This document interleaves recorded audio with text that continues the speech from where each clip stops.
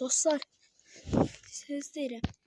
Etibar AFK-dır. İndi mən bundan bu feti çalacağım. Ay çıxdı.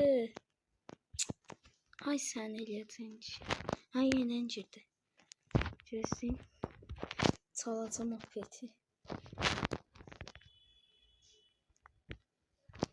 Görünməz olun.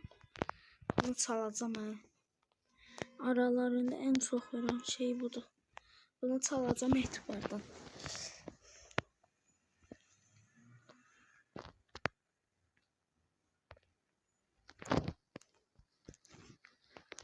Çaldım. Kaç. Telefon donub. Vaxtım çatsa başka şey de çalacağım.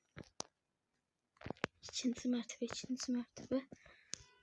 Ne çaldım? Aha, dolar.